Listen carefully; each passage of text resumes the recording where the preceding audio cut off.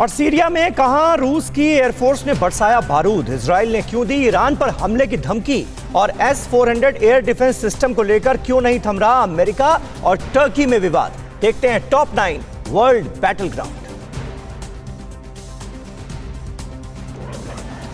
Syria के Idlib में रूस की एयरफोर्स ने आतंकियों के ठिकानों पर एयर स्ट्राइक की। रूस की एयरफोर्स ने एक के बाद एक 3 आतंकी ठिकानों को निशाना बनाया। रूस के निशाने पर असद सरकार का विरोध कर रहे आतंकी संगठन थे। इस एयर स्ट्राइक में आतंकी संगठनों को भारी नुकसान पहुंचा है।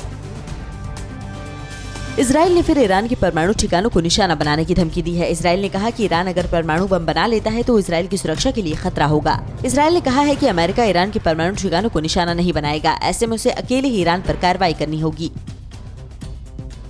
लेबनान ने दावा किया है कि उसने इजराइल के एक ड्रोन को मार गिराया है। इजराइल का ये ड्रोन दक्षिणी लेबनान में कुछ ठिकानों को निशाना बनाने पहुंचा था। वहीं इजराइल का कहना है कि लेबनान की तरफ से उसके ड्रोन को निशाना बनाने की कोशिश नाकाम रही है।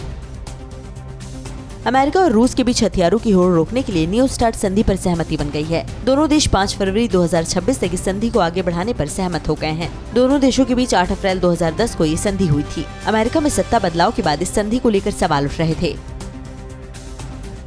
अमेरिका ने ईरान के तेल टैंकर को जब्त करने के लिए कोर्ट का रुख किया है। अमेरिका ने कोर्ट में कहा कि टैंकर में 2 मिलियन बैरल कच्चा तेल है और ये तेल आर्थिक प्रतिबंधों की अनदेखी कर ईरान से बाहर भेजा जा रहा था।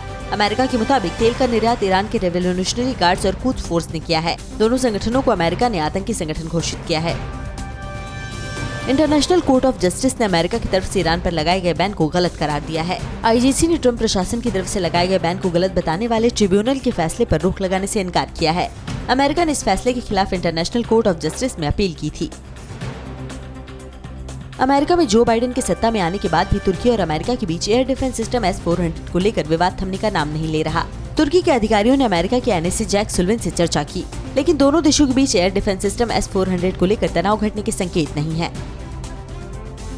अमेरिका में सत्ता बदलने के साथ ही विदेश में तैनात अमेरिकी सैनिकों की वापसी की प्रक्रिया को लेकर सवाल उठने लगे हैं। अमेरिकी रक्षा मंत्रालय ने कहा कि अफगानिस्तान और इराक से सैनिकों की संख्या घटाने को लेकर अभी कोई आखिरी फैसला नहीं हुआ है। तुर्की में सरकार के खिलाफ सड़क पर उतरे छात्रों को लेकर राष्ट्रपति एर्दोआन ने तल्ख टिप्पणी की है। एर्दोआन ने कहा कि प्रदर्शन कर रहे छात्रों का संबंध आतंकी संगठनों से है। पिछले कई हफ्तों से तुर्की में नाराज छात्र सड़क पर उतरकर एर्दोआन सरकार के खिलाफ प्रदर्शन कर रहे हैं।